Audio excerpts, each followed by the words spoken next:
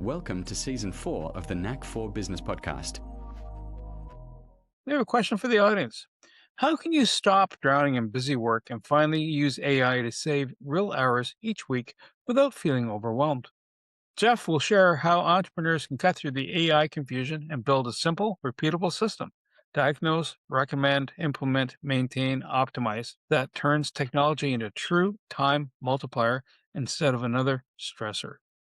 Gosh, God knows, I can totally empathize and sympathize with another stressor not being part of my life. Our guest today is Jeff Borschowa from Business Catalyst Crew. He is a serial entrepreneur, architect of the practical signature system for AI adoption. He helps entrepreneurs cut through the hype and use AI to streamline operations, improve decisions, and free up capacity. Jeff blends systems thinking, gamification, and real world consulting to make advanced tools accessible to everyday business owners. Jeff, absolute pleasure having you back. Thank you so much for joining us. And do you have a favorite quote or saying you want to share? Well, I'll give you the short one. It's system set you free. Eee. Sorry. Too short. Sorry.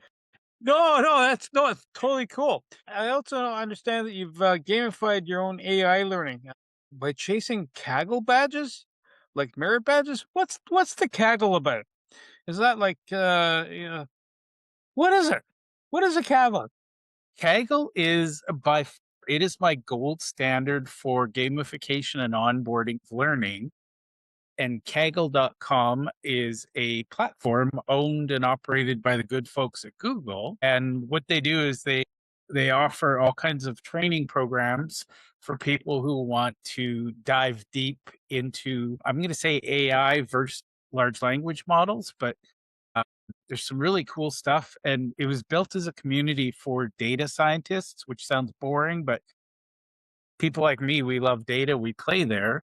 And if you want to see what gamification looks like, Kaggle gives badges for pretty much every time you log in and you do something meaningful. So it's kind of like a pat on the back going, "Oh boy, you did it." And by God, it's addictive. You want to come back for more. So LLMs and AI. I always thought they were kind of synonymous or one is part of the other. What's the distinction? okay, Brand Curious. who's about to regret his life choices and asking No, questions. no. Okay. AI is a big umbrella that covers everything. Large language models, that's what most people, since ChatGPT came out, most people think that that's all AI is, which is it's basically a model where you type things in and it gives you answers. That's probably about 5, 6 layers deep into the stratosphere of AI.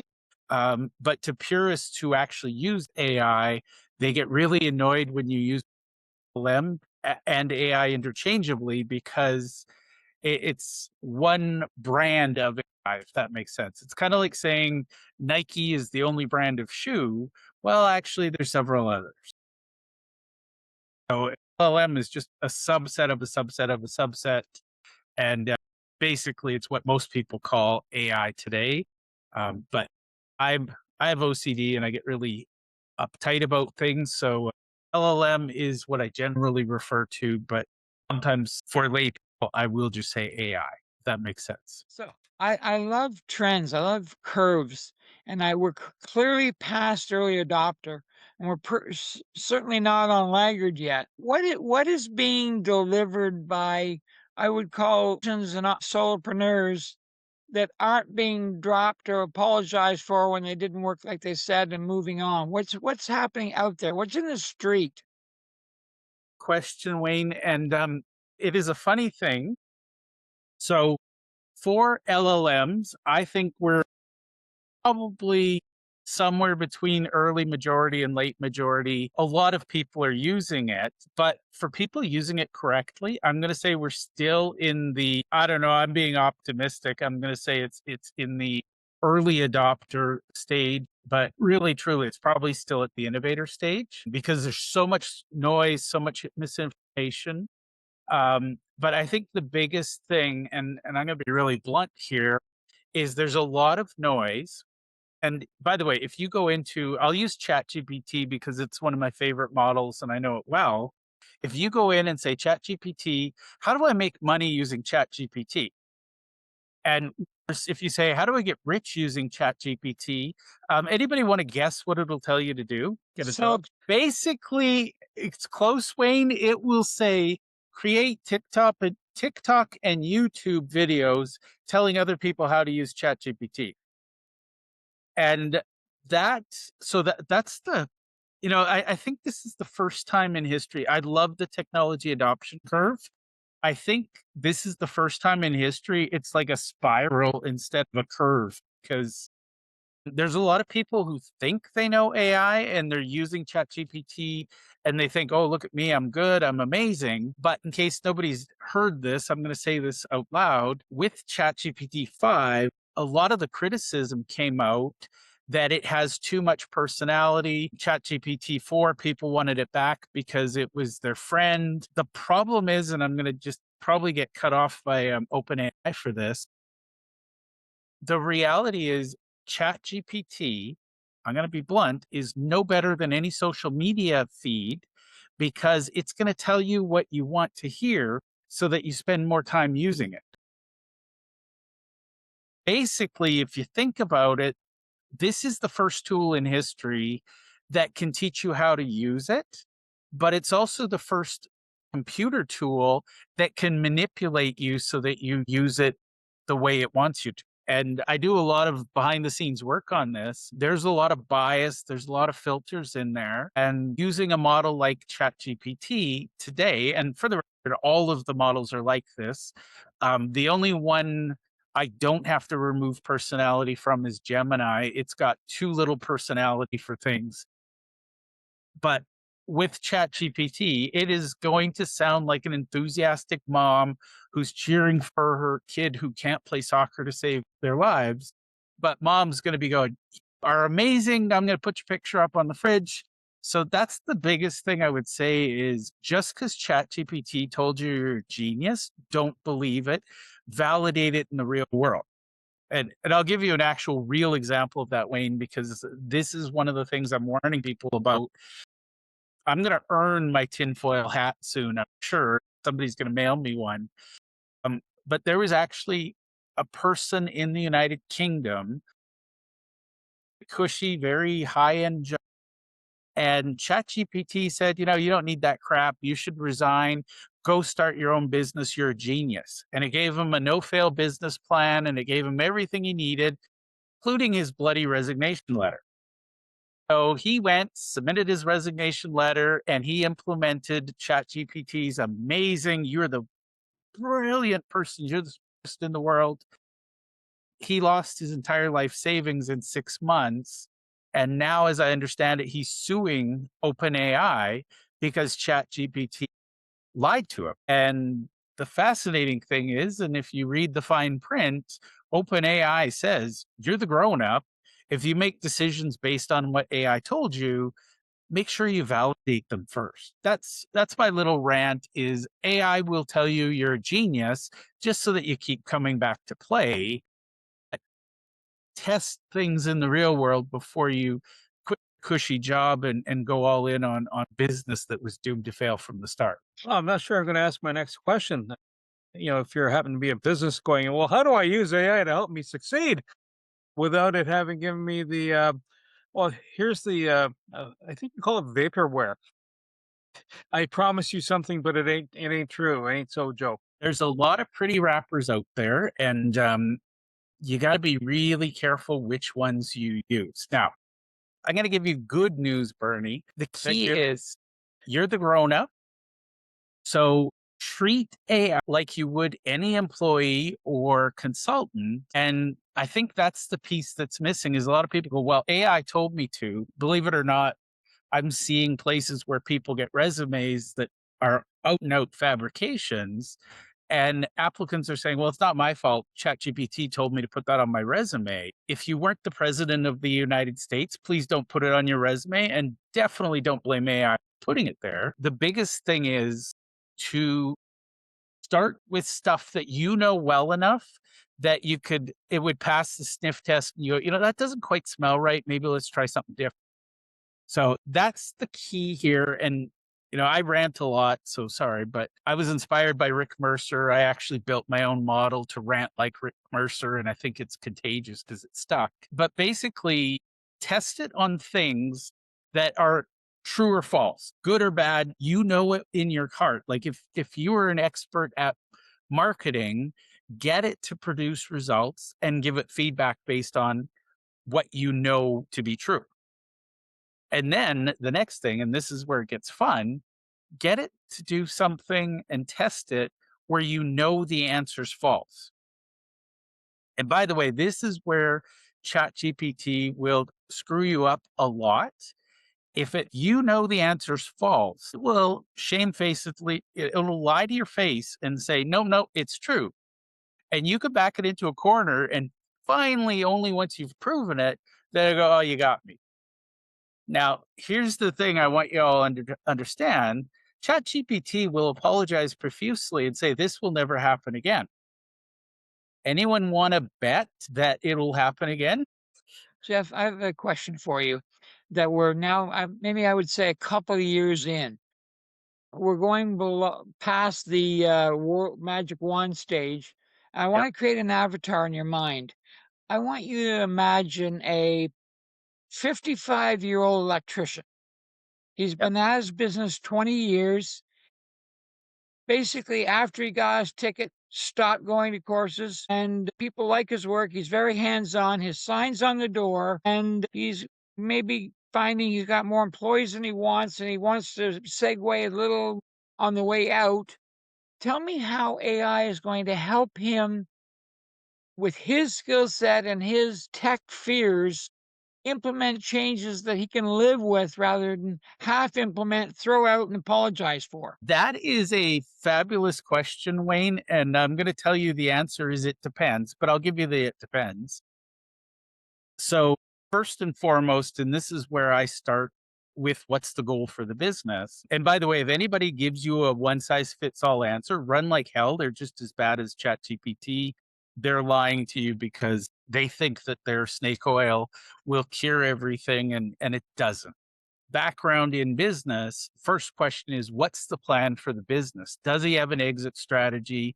Is he looking to be around for a few years? Is it going to go to a family member? Is he going to sell it to a team? Is he going to sell it to somebody else? And by the way, sometimes the right answer is, you know what, you're 55, just keep doing what you're doing and retire sane. You don't need to change everything all the time just to change.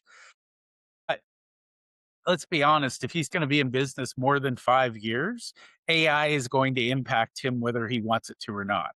So the next question would be, what does the exit for him look like?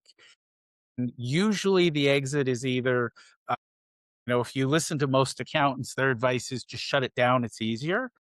Yes, that's true, but you lose your money, your life, your equity that you built up. So I usually say, look for a way to transition it to somebody else. And the only way a business like that transitions is to have systems and processes documenting everything. Now, for our American listeners, if there are any processes, I'm sorry.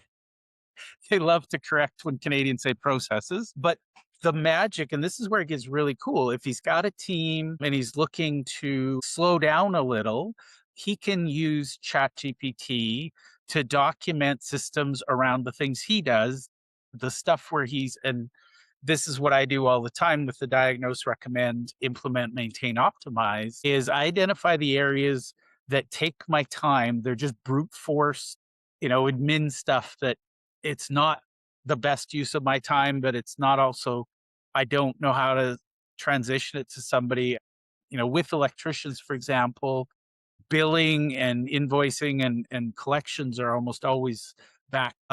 So I'd list the things that I hate doing in my business. So if I'm an electrician, I probably hate paperwork. I've heard that 1,000 times over. So I'd sit down with ChatGPT, and this is where, again, I said, you're the adult. I would share, here's what I'm currently doing. Help me optimize this. So the questions are, of these things, which should I be eliminating? Of the things I can't eliminate, what can I automate? And the things I can't automate, what do I delegate?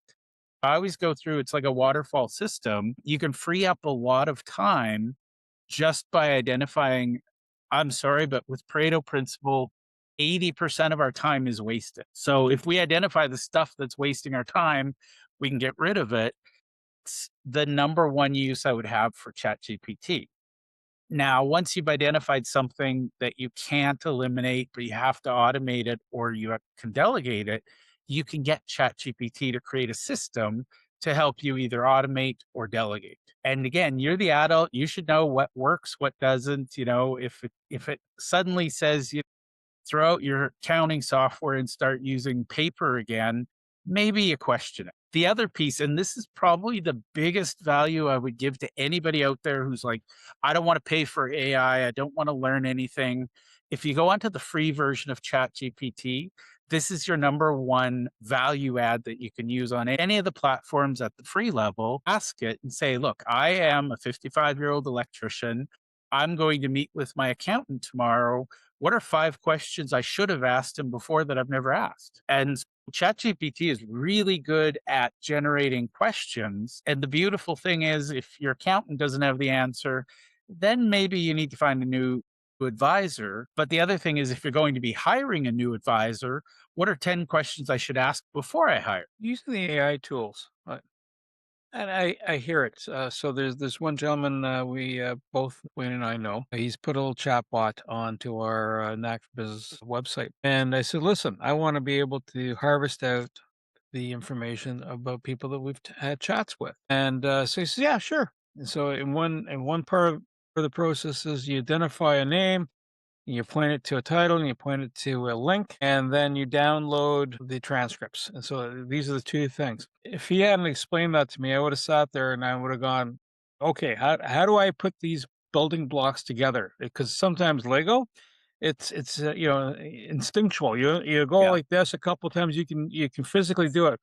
But when you don't have the physical presence in front of you and you're not trained to think how things can overlay and cross connect, right? Like when I turn on the power to the house, I know my computer will start because when I hit the on button. So these two things are actuals, right? But if I've never seen electricity, I've never seen a computer, what the heck do I do next? Like, so how do I build those components to come together and go squishy, squishy, and then ta-da, and keep the AI persona at bay? So I'm going to say this again, it depends, but generally speaking, the short answer, and ask AI to help you with this, almost always you're better off, especially if you're the 55-year-old electrician, hire somebody to do it for you. Now, that doesn't mean spend a fortune. It just means, because the key is, and a good partner setting up a chatbot. By the way, if somebody says we got the cheapest chatbots in the world, run like hell because they're cheap for a reason. But basically, a good chatbot, again, another subset of it's kind of a workflow aspect, but really it's light version of AI. A good chatbot takes a little time to train. It takes a little energy to train. There's generic ones you can plug and play. I guarantee they're going to break or cause some problems. But if you've paid somebody to set it up, they should also be able to train you on how to use it. Now, depending on the platforms out there, I'm leaning towards all-in-one platforms like Go High Level now. If people ask me which tools should I use, what I like about Go High Level is it's got almost infinite complexity behind the scenes, but then it's a very simple dashboard that you as a user can run. And I actually have a bunch of friends who work in that space with the chatbot. If it's coded properly and it's set up properly, it should push the chat notes straight into your CRM or whatever you're using to run your business. So, as a designer, and I build things like this, first thing is, how tech savvy is the user? Because, I'm old enough. I remember when I was in university, I'd have to go visit my parents every time they have a power outage because their VCR would be blinking. I tried I tried so many times to walk them through it on the phone, and I'm like, "Oh, for God's sakes, I'll drive 2 hours, just sit there and let it flash, and I'll be there in a bit." If you're not tech savvy, you don't want a tech savvy solution. So if your designer isn't asking you about your tech skills, that's a red flag and you should run away. But I think for a lot of, if you look at things, industries like the trades, there's a lot of custom tools. And one of the things I like about Go High Level is that the nerds at the top, we can design all these crazy fancy things. And all the person, the end user needs is a button on their phone that says, give me the next chat or summarize this. So we're getting now, I call it middleware. There is that extreme, there's vaporware, it looks fancy, but there's nothing there. I think that the real advantage in AI is going to go to the middleware people. Zapier and Make were first in the space a long, long time ago. Zapier, I think, was first in general. Now there's a whole bunch of different tools, but the idea is really, really simple. For the plain English user, how do they use all of this technology without learning how to code? So that's the general thing is, if you're getting anything that requires coding and you don't know how to code, probably not a good fit in the first place. So I'm sure there's going to be South Park episodes for people like me that are calling people like Bernie and going, help, help. I'm sure they'll add the Blame Canada song to that as well. I understand dopamine and I understand tearing down overly stratified levels, but I'm a little fascinated that gamification has become so much a reality. What do you think's driving it other than just the dopamine hit? Honestly, Wayne, it works. So if you think about it, and I'm going to make it really easy because I spend a lot of my time obsessing over gamification. If you think about martial arts, in my opinion, it's one of the first forms of gamified learning. So any martial art you go in, generally you start with a white belt, you learn certain skills, you test, and then they give you a yellow belt. It's the foundation of the Montessori school method, the Khan Academy, is we must master skills to get the confidence to move forward. And it drives dopamine, which is basically anything gamification is working with human nature instead of against it. Because inherently we are, and this is the way the brain is wired, we're content to stay where we are. And what I mean by that is it takes more energy to change than it does to maintain the status quo. So if somebody, and extreme example, somebody has a heart attack, their doctor says you've got to lose a bunch of weight, you've got to go on a diet, blah, blah, blah.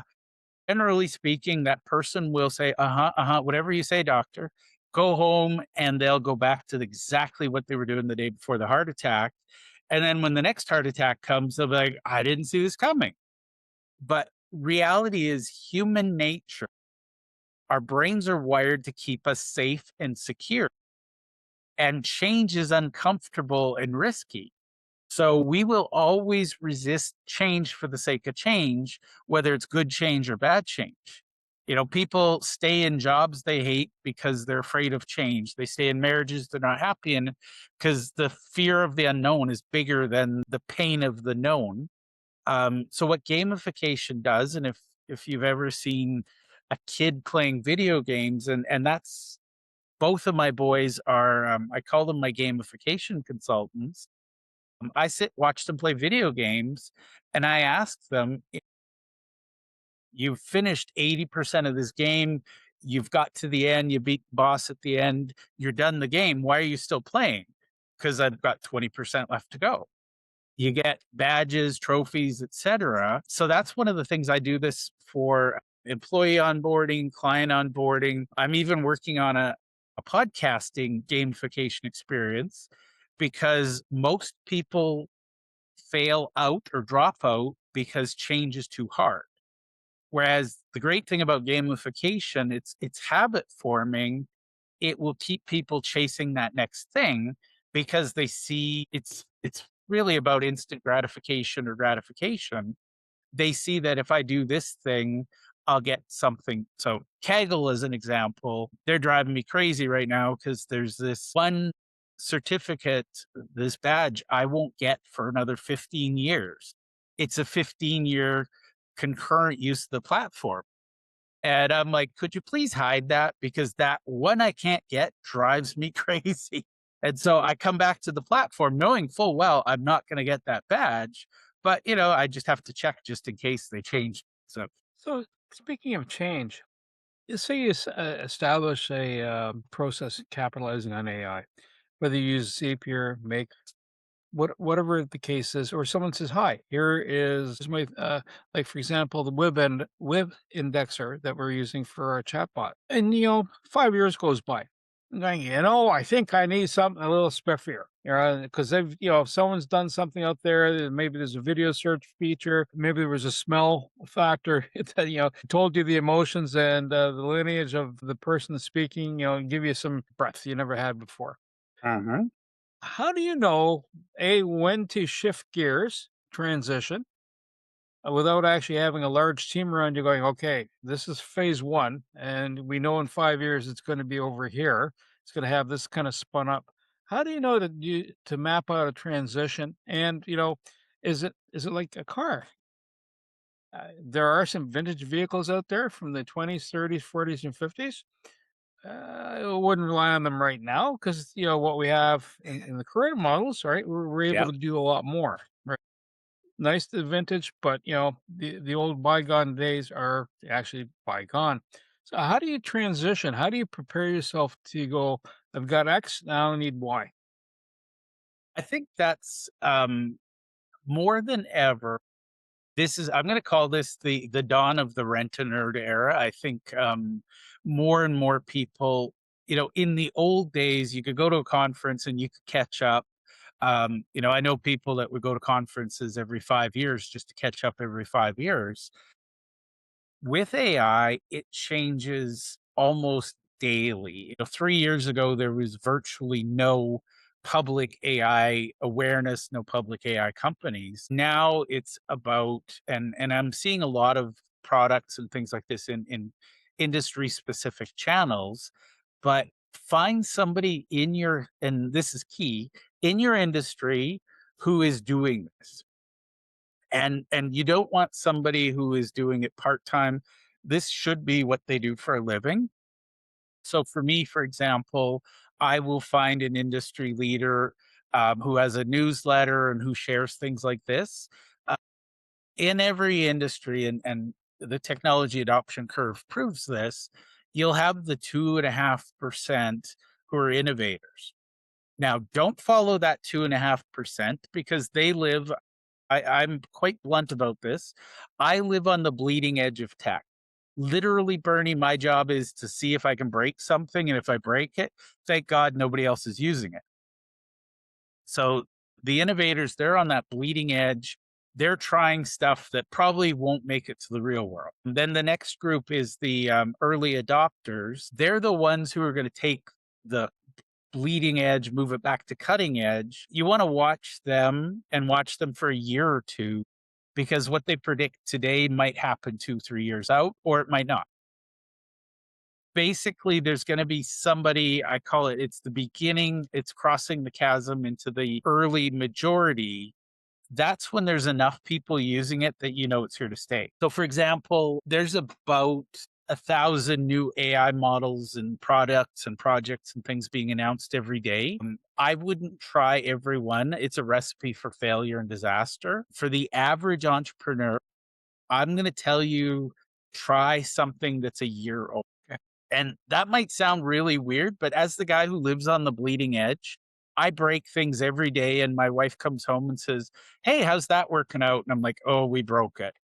So you don't want to be constantly experimenting. And I know that sounds a little weird, but AI is so fast. Back in the days when PCs first entered offices, it was probably 20 years before it was kind of assumed that everybody had one. Now with AI, the assumption is 3, 6 months. So it's collapsing quickly, but find somebody who's done it. And here's the key: ask the question, and ask this of GPT, ask this of the person. Have you done this in my industry for a company of my size, serving the people I serve with the team I have. Because this is a case where generic one size fits all do more harm than good. You're working on something called the Business Catalyst Crew. So, and I suspect that kind of feeds well into what we've just kind of covered. All right. And what is it? How does it work? How do you spin it up? You piqued my curiosity when I looked under the hood. Oh, this is handy. I don't have to write a script. Oh, hang Yeah. on. So Catalyst Crew, my wife calls them my imaginary friends. So here's the big aha. And if people don't take anything else away, take this away. Everything in business should be a repeatable system. Now, once you understand what the repeatable system is, then you can create models in, say, ChatGPT that create consistent, repeatable results. So that's the next level of AI. So the first level is prompting and using ChatGPT to, write a funny poem about, a limerick or something like that. A lot of people play with it. Once you're serious and you're ready to get into business, the next step is looking at in the open AI space using ChatGPT. It's called custom GPTs. And so that's what Catalyst Crew is today. And I'll explain that. I don't want to break people's brains, but commercially, I have a dozen specialists in one specific piece of business. So I have one that creates business avatars, ideal client profiles, that sort of thing. I have one who maps out a customer journey. I have one who recommends gamification elements, one who writes posts for LinkedIn, one who creates newsletters for LinkedIn. I have a specialist for everything. And basically, all that means is that I put in an input, they will follow my detailed steps and produce an output. And based on metrics I give them, they'll judge themselves and say, okay, this meets the criteria. Let's post it, or didn't meet this criteria. Let's revamp it. But my favorite one, Bernie, and I recommend everybody does this for their business. If you know who your avatar is, so Wayne talked about the 55-year-old electrician. I actually build a custom GPT that thinks, acts, and responds as my avatar would. And what that does is I'm not relying on it solely, but I can say, avatar, I'm thinking of doing this. What do you think? And I've removed the personality of the sycophantic love you to death AI model. It'll speak like your actual avatar. And I've one, he's a really cranky, I can't remember his name, it's Pierre something. He's cranky about everything. He'll tell you all of the blind spots and holes in what you're doing. So that's what I use the custom GPTs for. Collectively, I've built over 400 of them. So I do them for my clients, I do them for projects. But if there's any task that one person does repeatedly, I build a system. First of all, I map out the system, document it. Then I'll get ChatGPT to optimize the system, test it with the humans, and then I'll build the custom GPT. And the goal is not to eliminate a human, but to give the human doing the work an unfair advantage. It's kind of like a bionic brain. I used to say glasses for your brain, but people were like, but you see through your eyes aren't glasses for your brain on your face. I give up. Not every analogy lands, but the reality is I call it augmented intelligence because if you put a wonderful tool in the hands of an expert, you'll get an amazing result. Now, that same tool in the hands of somebody who doesn't know what they're doing, it's dangerous. It almost reminds me of doing plastering the wall. I'm going through house renovations right now, and I told the guys, "Well, you're putting the floor down. Oh, I know I could do that. It would look like absolute crud versus what they're doing, right? A nice smooth finish." And everything you're describing sounds like if you understand how things come together and fit, you can apply it. And then Chat GPT in its current form, where it's just a prompt, ask a question, seems like uh, the kindergarten level of use of it. And then there's a high school and university level, and then there's the artisan level, so where you can bring things together. So It sounds like a whole stack of things. Is that something a person can actually, if they're open-minded enough or have capacity, that they can spin up and learn it and not just be 20 years old, but you can be 55 years old? Or is this something where you, like a tradesperson, you're gonna have to be in it for a while to get the finesse to bring, like, even an artist, that Yeah. sings music, right? Very few come right off the shelf going ta-da with the voice of, an angel, as opposed to, oh my gosh, what's that? Yeah. What? Stop. So here's the cool thing. It really, really depends on the human, and so I'm going to say two things depend on your success. One is your curiosity. If you're willing to approach it from the point of view of I don't know anything and I need to learn, AI is really, really easy to master. The other thing, and this is the part, if we're talking about ChatGPT or other models like it is by default. So it's an LLM, which stands for large language model. So first and foremost, it is about language. So if you're unclear on how you communicate and everybody around you goes, I don't know what you're talking about, you're going to struggle with AI. Promise you're going to. But if you're willing to learn how to be clearer and how to communicate better, AI can be mastered relatively quickly. I was probably this side of 50, and I was just deeply curious and I wanted to learn. So I learned. The other weird thing I'm going to say is there are a lot of people out there who are savants and they naturally sit down and they understand ChatGPT instantly. And I realize, and this is actually going to be a little strange to people, the different models are catered to different personality types. And for me personally, and this was a fascinating thing for me, ChatGPT and we were separated at birth. Like literally from day one, I've been doing stuff with ChatGPT that people tell me I'm not supposed to be able to do.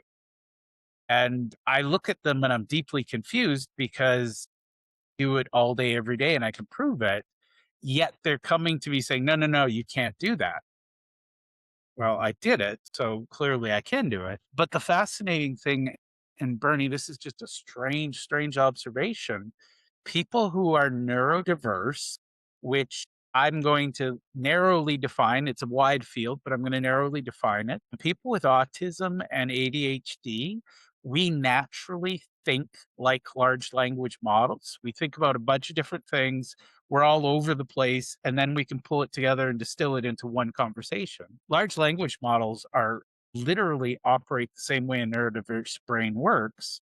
So neurotypical people tend to sit at the keyboard and they stress over how do I code it? How do I tell it to do things? Whereas people with neurodiversity tend to ask 1,000 questions and then they'll get a great answer. But if you only ask one or two questions, you're going to get a mediocre answer at best. Those are personality tests that you can match your AI partner in crime to you, the persona going, well, I'm a little bit this way today. Honestly, and this is some of the really funny stuff that I get into. Two of my favorite assessments are the Myers-Briggs type indicator, and the Colby A score. Now, there are a whole bunch of other amazing ones. A lot of people like the Enneagram. But the number one thing I always want is to understand my learning style. So my learning style is default. I can read textbooks all day long. You give me written text, I am happy. I don't need pictures. I don't want a video. I don't want to listen to an audio. I learn from reading and writing. So knowing that, that's how I learn. And I know my Colby A score. I'm a 4592, which means I have very low tolerance for fact finding, very high tolerance for quick start, just get going. And then on the Myers Briggs, I'm an INFJ, which basically means I'm intuitive and introverted. So basically, I give those scores to ChatGPT and say, here's some things you need to know about me personally. And then from there, I customize it and say, okay, here's my learning style. So please focus on this. And I've actually trained it. There are certain times I'm hyper focused. And if you give me poetic language, I'm going to lose my mind. Other times I'm feeling a little playful and I want you to tell me a joke before we do things. It starts to spot your personality and customize for that.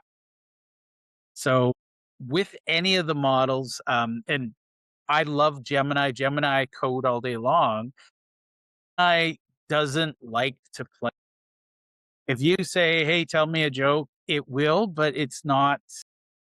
It's kind of like, and asking a very serious adult in a business suit to tell you a joke. They might tell you one, but then they're going to go back to being serious.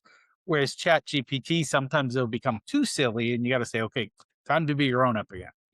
Jeff, I keep realizing the more we chat and as you unfold the story and going, but hang on, because we kind of have a series of questions to work around so we can follow a flow here. But you keep opening a box and it's not Pandora. It can be depending on who you are. But, all of a sudden, like, hey, what about that? Uh, Yeah. so if I'm starting out as a business and I want to get an AI product to help me, just do my mundane routine stuff, doesn't require it to hallucinate or generate some silliness. Take these numbers over here, bring them over there, correlate them with that, give an output, and send a note off to the accountant. That's pretty straightforward. Where do I find somebody that can say, okay, three pieces of information? Here's your squirrel in its cage. I'm going to plug it into your office. Who does that? Who does that? And how would you recommend about making that happen? Well, believe it or not, I think a lot of the best people are over the age of 35 and they've got some business experience and computer experience. Because there is, and I'm sorry to anyone under the age of 35, but at 35, I thought I knew everything. And then I was like, holy crap, I don't know anything. So I would generally start with your trusted advisors. So if you've got an accountant, I would say, do you know anybody? If you've got an IT company, I would go there. I'll give you a blanket statement. So I use Google for everything. I have Google for my Gmail, I have calendar, docs, spread. Everything is Google. Look for a value added Google reseller, and they can help you integrate Gemini, which is the Google product, into your Gmail, your calendar, etc. So if you're using Microsoft, and I'm all about keeping life simple. So if you're using Microsoft Office, Word, and Excel, I'd probably stick with Copilot. And the only reason I say that is it's embedded. I'm going to be honest, I don't trust anybody with my data anymore. But I figure if Google's going to reveal my data to the world, it might as well have all of it, not most of it. But really, truly, think about what your use case is and then dive in. Because there are people who want to go straight to video, straight to audio. I always say start with one of the basic language models. So you've got Grok, you've got there's Claude. Most of my life is spent in either ChatGPT or Gemini, but really ask people around you. And if you've got younger people on your team, ask them how they're using it. But grain of salt, I say this as somebody who's got some gray in my beard when I let it grow out, they're not worrying about security. So that's the big thing is a lot of people, oh yeah, you can use ChatGPT to analyze your trade secrets because ChatGPT phones home. So it's reporting everything you say. And Sam Altman released this. They're monitoring user engagement and they reserve the right to report you to the authorities or to whoever. But I've actually seen some people, they're inventors, they're doing R&D. Next thing you know, OpenAI is coming out with their product with a different name, but it's literally their specs. So that's the big thing is use it for stuff that's not mission critical. If you're doing R&D, keep that on a private machine. If you're writing marketing copy, who cares? If Sam wants to steal my limericks, he's welcome to them. As long as it promotes your product. 40 years ago, in this world of IT, there was something called Lotus 123. And the people went out there and said, oh no, it's going to destroy accountants. They'll all be out of work. It didn't. I'm wondering. And then came this Chat GBT. And there's those said that some will say we'll all be in an island eating grapes. The others said there won't be any work. I've been told that prompt engineering instead of coding is going to be how those guys earn their 80 grand with a deliverable skill set that they didn't even know they had 5 years ago. Is that fair?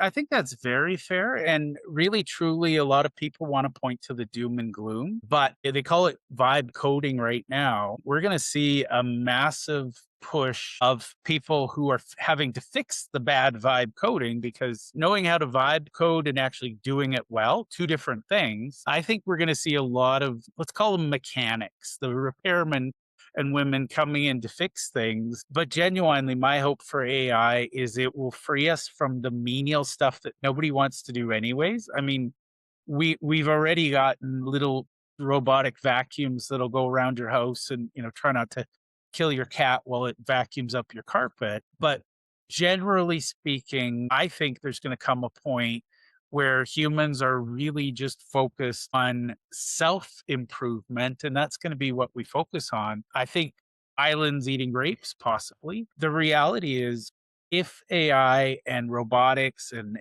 there's 1,001 things. I'm old enough to say that the Jetsons, they promised me a robotic maid in a flying car. We're not there yet, but we've improved. And I think what people miss is we're in this unprecedented state of opportunity. It's either up to us to step into that and to live it, or we're going to squander it as a species. I don't know yet. It's really, I will open the door. Humanity's got to decide to go through it. Jeff, I apologize. We have to wrap up. Otherwise, we'll all need bottles of adult beverages and a longer evening. And got things to do. We're gonna have to book another podcast. That said, I want to say thank you. How do we get a hold of you? The very, very easiest is to go to businesscatalystcrew.com, and this is where I'm active all day long. Join me, meet me on LinkedIn, connect with me. I'm going to be doing probably a weekly webinar series starting in November. So I think people need to understand the basics before they can get into the advanced stuff. Jeff, I want to say thank you. My co-host Wayne Pratt, and you, the Knack for Business listeners. Listen, if AI is a journey you're starting to step into and you want to understand it a bit more and you're a little bit lost or you're a whole lot lost, Jeff might be a good sounding board to direct you in the right spot. And he helps cut through the AI overwhelm, right? And that's, taking all the different tools that are out there. And trust me, there are lots of them out there. And, try to bring them into a cohesive action plan so that you're not spending a lot of time going, oh my gosh, what was I thinking when I started this process? Anyhow, he's passionate about helping business owners, helping you to be smarter at your work, staying balanced, and build your company to thrive without actually causing you harm and distress. To reach the podcast hosts, email them at info@creativeinsight.com or by the website creativeinsight.com, spelled KREATIVISIGHT.com. To reach Wayne at his email, wayne@motive8u.ca, that is MOTIVE, the numeral 8 and the letter u.ca, or his website, motive8u.ca. If you would like to be a guest on this podcast and share your knowledge, let us know. We would also appreciate your feedback on the content or format. Check the show notes for more details. For these podcasts, we like to acknowledge the support and thanks to the following people. Carl Richards from Podcast Solutions Made Simple, a renowned podcast expert. Fred Crouch, who is the Property Wizard podcaster, where Bernie is a co-host. Jovan Strika from At Hive, a co-working space that is more than just a space. Then Melanie Weber, Bernie's invaluable business partner, and Wayne Pratt from Motive8U Inc., who serves as both a coach and co-host of these podcasts. Disclaimer. Please note that the Knack for Business podcast episodes are meant solely for educational and general informational purposes. The information and opinions contained within are not intended to be professional advice on any subject matter. The thoughts, views, and opinions expressed by the participants are their own personal beliefs and do not represent the views of the podcast hosts or any affiliated organizations. It is important to note that this podcast is not a replacement for consulting with certified experts in your area who possess knowledge of your unique situation. The hosts of the podcast, along with any participants or affiliated groups, do not take responsibility for any actions taken or not taken based on the information presented in this episode. It is highly recommended that individuals seek guidance from their own personal advisors in fields such as accounting, law, or other pertinent areas prior to undertaking any actions or making decisions that may impact their financial, legal, or other aspects of life.